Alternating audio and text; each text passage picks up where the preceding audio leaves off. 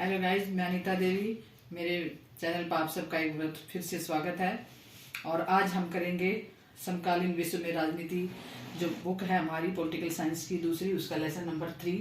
जैसा कि मैंने दूसरी वीडियो में बताया था, दूसरी वीडियो में हमने जो किया था वो दूसरा लेसन था, दो ध्रुवीयता का अंत। और उसके बाद तीसरा लेसन आता है हमारा समकालीन विश्व में अमेरिकी वर्चस्व। ये जो लेसन है फर्स्ट के बाद सेकंड, फिर थर्ड, फोर्थ, ये जो है 1945 से लेकर आज तक की विश्व का जो राजनीति है उसके बारे में सारे लेसन एक दूसरे से रिलेटेड लेसन है।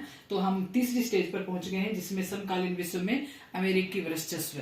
तो इस लेसन में जो टॉपिक मैंने दी है, ये यहाँ पे टॉपिक मैंने 7 टॉपिक यहाँ पर लिखे हैं, आपको दिखाई दे रहेंगे। एक ध्रुवीय विश्व से आप क्या समझते हैं। दूसरा टॉपिक है एक ध्रुवीय विश्व के क्या लाभ हैं, इसके 4 पॉइंट दिए, क्योंकि इसके 4 पॉइंट ही आपको बोर्ड में पूछे जाते हैं। एक ध्रुवीय विश्व के दोष, 4 पॉइंट यहाँ दिए मैंने। और उसके बाद 4th नंबर पे हमारा टॉपिक इसी में है। ये वो टॉपिक हैं जो हमने यहाँ पर लिखे हैं, ये वो घटनाएं हैं जिन घटनाओं से इस बात का पता चलता है कि विश्व की राजनीति में अमेरिका का क्या था, प्रभुत्व था, उसका वर्चस्व जो है वो शामिल था, वो जो स्थापित था। ये घटनाएं हमें इस बात को साबित करेंगी, प्रमाणित करने के लिए ये घटनाएं हैं। इन घटनाओं के बारे में मैं आपको बताऊंगी। और उसके बाद है अमेरिकी वर्चस्व के समक्ष चुनौतियां, कि जो अमेरिका का वर्चस्व पूरे विश्व में था, उसकी जो हम ये कह देते हैं डोमिनेट जो था, वो उसकी सामने उसकी कुछ आपके अंदर ही, उसके अंदर ही कुछ ऐसी चुनौतियां थी जिसकी वजह से वो पूरी तरह से अपना जो है प्रभुत्व स्थापित नहीं कर पाया था। और फिर इस चुनौती के लिए क्या है, सुझाव, और फिर वर्चस्व के सुझाव, और फिर क्या है, वर्चस्व के 3 पक्ष। कौन से ऐसे 3 पक्ष हैं जिनमें हमें ये दिखाई देता है कि विश्व पर क्या था, अमेरिका का प्रभुत्व था। तो हम इन बातों को, ये 7 पॉइंट हैं और ये 7 ही इस लेसन में आपको मेन टॉपिक मिलेंगे। आपने इन 7 टॉपिक को अच्छे से सुनना है, अच्छे से देखना है, और इसी के अंदर से चैप्टर में जो है सारे क्वेश्चन बनाए जाएंगे। और हम अब इसको शुरू करते हैं। सबसे पहला हमारा टॉपिक है एक ध्रुवीय विश्व से आप क्या समझते हैं। यानी कि जैसे मैंने दूसरे लेसन में आपको बताया था कि दो ध्रुवीयता का अंत, दो ध्रुवीयता का अंत का अर्थ था कि जो विश्व में शीत युद्ध जिन 2 ध्रुव में चल रहा था, जब एक ध्रुव उसमें से यानी कि सोवियत संघ का 1991 में जब विघटन हो गया था, तो उस विघटन के बाद अब जो है वो शीत युद्ध समाप्त हो गया। और शीत युद्ध की समाप्ति के साथ ही द्विध्रुवीकरण जो था वो भी विश्व से खत्म हो गया। और अब विश्व में केवल एक ही महाशक्ति बची थी, और वो महाशक्ति थी अमेरिका। यानी कि विश्व में एक ध्रुव का प्रभुत्व होना ही क्या है, एक ध्रुवीय विश्व। तो वो एक ध्रुव कौन था, वो अमेरिका था। उसके बाद है एक ध्रुवीय विश्व के लाभ, कि जो विश्व एक ध्रुवीय विश्व बन गया था उसके विश्व को क्या लाभ हुए थे, जिसमें हम पॉइंट दिए हैं। हमने ये 4 पॉइंट दिए हैं, हम चारों पॉइंट को डिस्कस करेंगे। सबसे पहला हमारा पॉइंट है शांतिपूर्ण व्यवस्था, कि जब विश्व में शीत युद्ध समाप्त हो गया, और शीत युद्ध की समाप्ति के साथ ही 2 ध्रुवीयता का अंत हो गया, और अब एक ध्रुव जब स्थापित हो गया, तो अब विश्व में जो है क्या हो गया, शीत युद्ध की समाप्ति के साथ क्या हो गया, शांतिपूर्ण माहौल हो गया। अब जो है अस्त्र शस्त्रों की जो होड़ थी वो कम हो गई। और उसके बाद यूरोप में शांति तथा एकीकरण व्यवस्था का आरंभ। जैसे ही एक ध्रुवीय व्यवस्था आरंभ हुई, और जैसे ही हम ये कह सकते हैं शीत युद्ध का अंत हुआ, शीत युद्ध की समाप्ति हुई, ये कह सकते हैं, तुरंत ही यूरोप में भी शांति और एकीकरण की क्या हो गई, व्यवस्था का आरंभ हो गया। और वहां पर जो है ये कह सकते हैं कि जो अस्त्र शस्त्रों को निर्माण की जो होड़ लगी हुई थी वो कम हो गई। तीसरा है तकनीकी एवं वैज्ञानिक विकास। अब जो है एक ध्रुवीय व्यवस्था होने के कारण तकनीकी और वैज्ञानिक विकास होने लगा, क्योंकि पहले जो है एक देश जो है अपनी शक्ति को बढ़ाने के लिए परमाणु शस्त्रों के निर्माण पर ज्यादा ध्यान देते थे, ज्यादा खर्चा करते थे। लेकिन अब जो है शीत युद्ध की समाप्ति के साथ ही क्या हो गया, प्रत्येक देश जो है तकनीकी और वैज्ञानिक विकास की ओर ध्यान देने लगे। और लास्ट है, चौथा पॉइंट हमारा है साम्यवादी व्यवहार पर नियंत्रण। साम्यवादी व्यवहार पर नियंत्रण, यानी कि जो साम्यवादी व्यवस्था थी उस पर विश्व में नियंत्रण लगा दिया गया, क्योंकि जो साम्यवादी व्यवस्था थी वो जो है आसानी से परिवर्तन नहीं करती थी, बल्कि रक्तिम क्रांति के द्वारा परिवर्तन को पसंद करती थी। इसलिए उस व्यवहार पर विश्व में क्या कर दिया गया, रोक लगा दी गई। तो ये है हमारे एक ध्रुवीय विश्व के लाभ। अब जो एक ध्रुव विश्व बन गया था उसके जहां हमें लाभ हुए हैं तो उसके साथ साथ क्या है, उसकी कुछ हानियां भी हुई हैं, कुछ दोष भी हैं। कोई भी चीज होती है तो पहले उसके अगर हमें उसके फायदे हैं तो साथ में नुकसान भी होते हैं। इसी तरीके से जब एक ध्रुव विश्व बन गया यानी कि अमेरिका का प्रभुत्व विश्व में स्थापित हो गया तो इसके साथ साथ जो है कुछ कमियां भी सामने आई, यानी कि कुछ उसकी हानियां भी विश्व को सहनी पड़ी, जिसमें सबसे पहला है अमेरिका का बढ़ता प्रभुत्व। जैसे ही शीत युद्ध समाप्त हुआ और ये कह सकते हैं हम कि सोवियत संघ का पतन हुआ 1991 में, उसके तुरंत बाद जो है एक ध्रुव व्यवस्था में अमेरिका का प्रभुत्व जो है वो बढ़ गया। अब कोई भी देश अमेरिका के मुकाबले में खड़े होने की हिम्मत नहीं कर पा रहा था, जिसके कारण अमेरिका का प्रभुत्व पूरे विश्व पर दिखाई देने लगा। प्रभुत्व जो है वो केवल एक ही तरीके से नहीं था, सैन्य प्रभुत्व था, आर्थिक प्रभुत्व था, सांस्कृतिक प्रभुत्व था, राजनीतिक प्रभुत्व, अलग अलग तरीके से उसके प्रभाव जो है वो विश्व में दिखाई देने लगे थे। दूसरा पॉइंट हम कर सकते हैं नव साम्राज्यवाद का उदय। साम्राज्यवाद जो है उसके बाद क्या है, नव साम्राज्यवाद, एक नई धारणा आई नव साम्राज्यवाद, यानी कि जो देश साम्राज्यवाद से छूटकर अभी नए स्वतंत्र हुए थे उन देशों का कहना है कि जब वो अमेरिका के अधीन हो गए तो उनको ऐसा लगने लगा जैसे नव साम्राज्यवाद का उदय शुरू हो गया है विश्व में।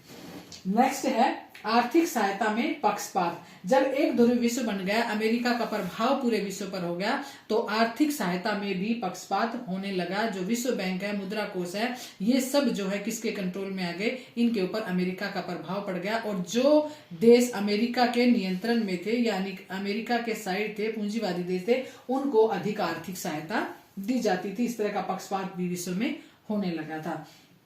उसके बाद है फोर्थ पॉइंट हमारा वैश्विक आतंकवाद की समस्या। जैसे ही शीत युद्ध समाप्त हुआ, शीत युद्ध की समाप्ति के बाद एक ध्रुव व्यवस्था आई और उसके साथ साथ एक और बड़ी जो है समस्या देश के सामने आ गई, विश्व के सामने, और वो थी वैश्विक आतंकवाद की समस्या। क्योंकि आतंकवादी जो है ज्यादा से ज्यादा उन देशों पर आक्रमण करते थे जो अमेरिका के समर्थक देश थे। तो इस तरीके से अमेरिका के समर्थक देशों पर आतंकवादी छोटे छोटे हमले होने स्टार्ट हो गए।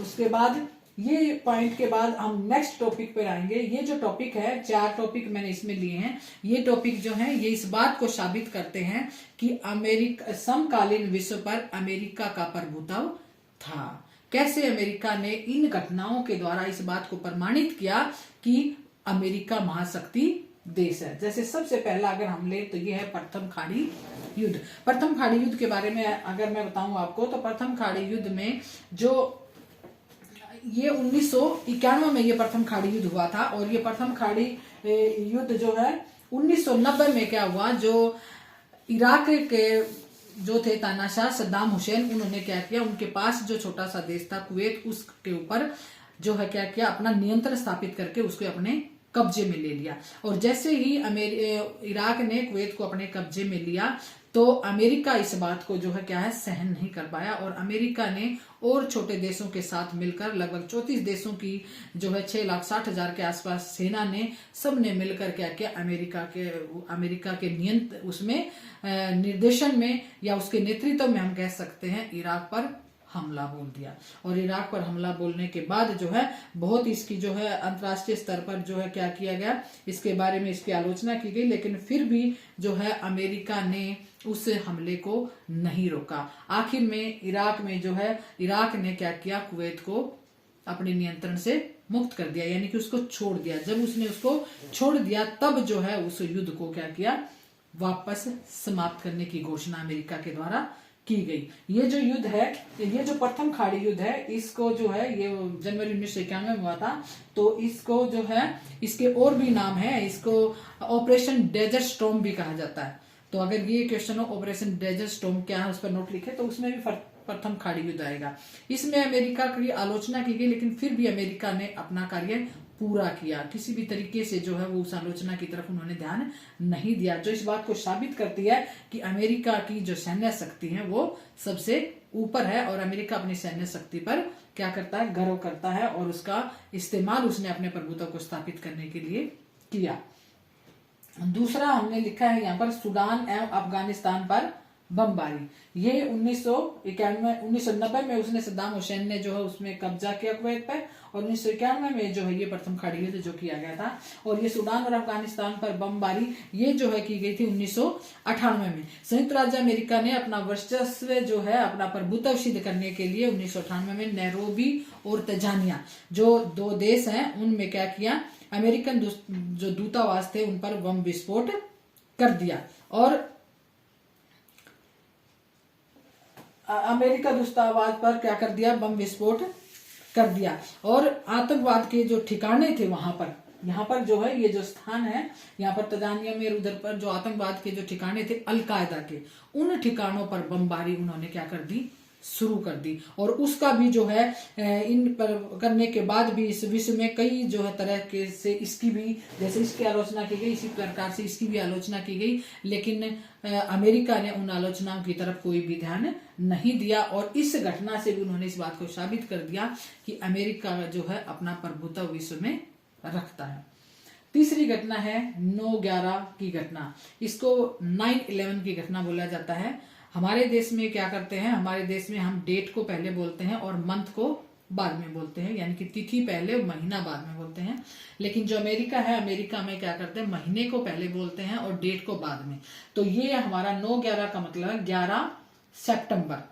तो 11 सितंबर 2001 की ये घटना है। इसको 9/11 की घटना के नाम से ये क्वेश्चन बहुत बार आता है, 9/11 की घटना क्या है, ये कब हुई है, और इसके ऊपर नोट लिखें। तो जो ये 9/11 की घटना है ये भी इस बात को साबित करती है कि अमेरिका का प्रभुत्व विश्व में है। 9/11 की घटना यानी कि 11 सितंबर 2001 को अलकायदा ने क्या किया, जो अमेरिका के 4 विमानों को हाईजैक करके उन 4 विमानों के द्वारा उसने क्या किया, अमेरिका पर आतंकवादी हमला कर दिया। जिसमें सब उन्होंने 2 जो है विमान, तो जो वर्ल्ड ट्रेड सेंटर है वहां पर विश्व व्यापार केंद्र है उसकी बिल्डिंग में जो है उनको एकदम उनसे टकराए, एक ऊपर को एक नीचे को, एक पेंटागन पे जो उनका वहां की संसद वहां पर जो है उसको गिराया गया, और तीसरा जो है वो किसी कारण से खेत में गिरा। तो इस तरीके से 4 उनके द्वारा जो है अमेरिका के ऊपर आतंकवादी हमला किया गया। ये अमेरिका जो है लगभग 1776 के आसपास अमेरिका अस्तित्व में आया था, और उसके बाद से अब तक अमेरिका के ऊपर पहली बार ये इतना बड़ा आतंकवादी हमला था जो 11 सितंबर 2001 को किया गया था 4 विमानों के द्वारा।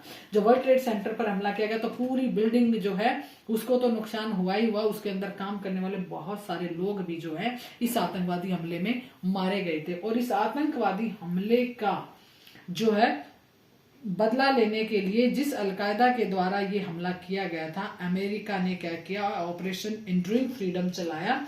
और उस ऑपरेशन एंड्यूरिंग फ्रीडम के द्वारा उसने अफगानिस्तान में के जिस अलकायदा के द्वारा ये हमला किया गया था उसको क्या किया, उसको ढूंढ लिया। और ढूंढ कर उसने क्या कर दिया, उसने तालिबान को जो है पूरी तरह से समाप्त तो नहीं किया, लेकिन वहां पर क्या किया, उस जगह पर जहां पर वो अलकायदा का ठिकाना था आक्रमण करके उसको वहां पर उसको खत्म कर दिया।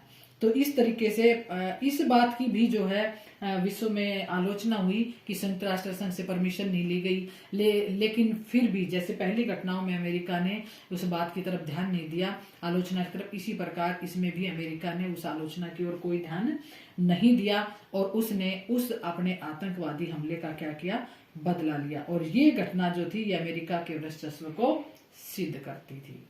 उसके बाद है चौथी घटना, एक और हम देखते हैं, और ये है द्वितीय खाड़ी युद्ध।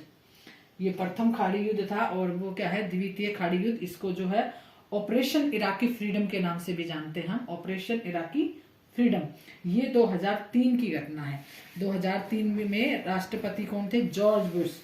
जॉर्ज बुश ने क्या किया, व्यापक विनाश के हथियारों का आरोप लगाकर सेना को क्या किया, इराक पर जो है हमला करने की अनुमति प्रदान कर दी। उसके ऊपर यह आरोप लगाया गया कि इराक में क्या है, वो है बड़े बड़े ऐसे हथियार हैं जो एकदम जो है पूरा विनाश कर सकते हैं। इन बातों का आरोप लगाकर उन्होंने उस पर इराक पर हमले की अनुमति दे दी और इसकी भी संयुक्त राष्ट्र संघ से कोई भी पूर्व स्वीकृति नहीं ली गई। और इस हमले में भी क्या किया गया, उन्होंने वहां पर जो है अपनी शक्ति का प्रदर्शन किया और जो वहां सद्दाम हुसैन थे उस सद्दाम हुसैन की सरकार को, सद्दाम हुसैन को कब्जे में ले लिया और उसकी सरकार को गिराकर वहां पर अपने जो है जो उसका उनका कोई जो व्यक्ति था या ये कह सकते हैं उनकी समर्थक सरकार जो है उसकी स्थापना कर दी। ये जो घटना है, ये घटना भी जो है क्या है, समकालीन विश्व पर यानी कि अमेरिका के प्रभुत्व को सिद्ध करती है। 4 घटनाएं हमने ली हैं। ये प्रथम खाड़ी युद्ध, इसको ऑपरेशन डेजर्ट स्टॉर्म बोलते हैं। इसका दूसरा नाम, इसको कंप्यूटर युद्ध भी बोलते हैं क्योंकि ये कंप्यूटर पे सारा दिखता है, दिखाया गया था इसको। तो 1991 में ये हुआ। सूडान और अफगानिस्तान में जो अमेरिकन दूतावास थे उनके ऊपर जो बमबारी की गई, ये 1998 में किया गया था। ये 9/11 की घटना है जो मैंने बताया कि 11 सितंबर जो आतंकवादी हमला होता। और फिर चौथी जो है द्वितीय खाड़ी जो 2003 में जो है इराक पर जो है किया गया था। ये भी, इसका नाम भी क्या था, ऑपरेशन इराकी फ्रीडम। तो इनके ये नाम भी हैं। और अब नेक्स्ट हमारा टॉपिक है अमेरिकी वर्चस्व के समक्ष चुनौती। अमेरिका ने जो उसका प्रभुत्व पूरे विश्व पर दिखाया था, उसके सामने उसके अमेरिका की कुछ चुनौतियां भी थी, जिसमें सबसे पहले संस्थागत बनावट कि अमेरिका की जो बनावट थी, यानी कि जैसे हमारी कार्यपालिका, विधान पालिका, न्यायपालिका है, इसी प्रकार वहां के सरकार के अंग जो हैं उसमें विधान पालिका, उसको वहां पर कांग्रेस बोलते हैं, और जो है न्यायपालिका उसको सर्वोच्च न्यायालय जैसे, और तीसरा बच गया कार्यपालिका यानी कि राष्ट्रपति। तीनों जो हैं, तीनों को अपने अपने कार्य क्षेत्र में स्वतंत्रता दी गई है, लेकिन तीनों स्वतंत्र होने के बावजूद भी तीनों का एक दूसरे पर नियंत्रण है। और तीनों का एक दूसरे पर नियंत्रण होने के कारण कोई भी उनमें से एक अंग निरंकुश नहीं बन सकता। तो ये इसलिए उसके वर्चस्व के समय बड़ी चुनौती है। फिर उन्मुक्त समाज, वहां का जो समाज है वो भी अमेरिका के जो वर्चस्व है उसके मार्ग में चुनौती बना रहता है। और लास्ट में अगर हम देखें तो लास्ट में हमारा नाटो संगठन। नाटो संगठन क्या है? नाटो संगठन है हमारा कि जो नाटो संगठन बनाया गया था, किसने बनाया था नाटो संगठन? नाटो संगठन बनाया था अमेरिका ने। जब संयुक्त राष्ट्र सोवियत संघ के द्वारा ये बनाया गया था वार्सा पैक्ट, तो अमेरिका ने भी अपने सहयोगी देशों के साथ मिलकर एक संगठन बनाया था, वो था नाटो संगठन।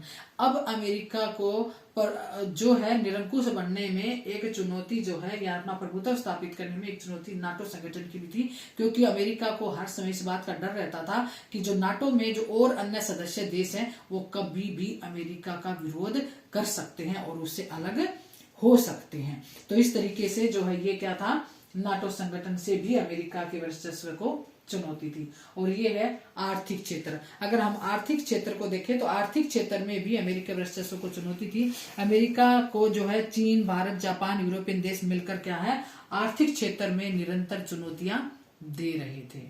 ठीक है, उसके बाद इसके हैं सुझाव कि अमेरिकी वर्चस्व से निपटने के क्या सुझाव है। तो इसमें आप कोई भी पॉइंट बता सकते हैं कि जो यूरोपीय संघ है उसको व्यवहारिक रूप से अपने आप को बढ़ा देना चाहिए, जो और अन्य देश हैं उन अन्य देशों को मिलकर अपने संगठन बनाने चाहिए, है ना। और जो बुद्धिजीवी वर्ग हैं या और उस समय के समाजशास्त्री वगैरह जो भी हैं, राजनेता हैं, उन सबको मिलकर भी जो है वर्चस्व के खिलाफ जो है आवाज उठानी चाहिए। तो बहुत सारे सुझाव आप इसमें दे सकते हैं, जिसमें से मैंने 2-3 बताए, तो 1-2 ही आपका एग्जाम में तकरीबन पूछा जाता है।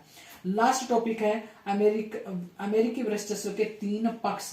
तो 3 ऐसी कौन से पक्ष हैं जहां पर आपको ये दिखाई देता है कि अमेरिका का प्रभुत्व विश्व में था।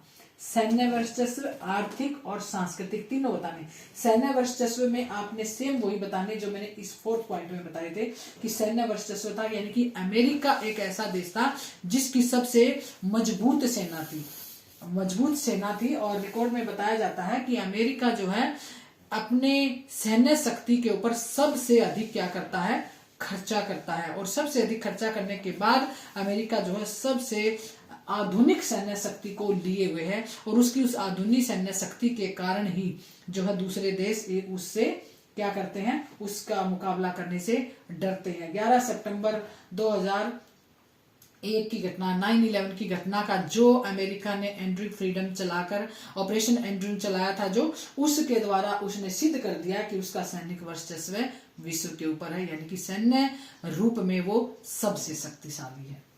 उसके बाद है आर्थिक वर्चस्व। आर्थिक वर्चस्व जो है, जिस तरीके से सैन्य वर्चस्व महत्वपूर्ण है, इसी प्रकार से अमेरिका का आर्थिक वर्चस्व भी बहुत महत्वपूर्ण है। ये सबसे विकसित और सबसे सुदृढ़ उन्नत देश है। इसकी अर्थव्यवस्था जो है ये विश्व में अपना एक खास महत्व रखती है। और जो मुद्रा कोष है, विश्व बैंक है, वो उसके प्रभाव में है, क्योंकि ये आर्थिक रूप से सबसे उन्नत जो है उस समय था। तो इसलिए जो है, जो दूसरे देश हैं वो उनकी जो है ये क्या करता है, अमेरिका आर्थिक रूप से सहायता करता है।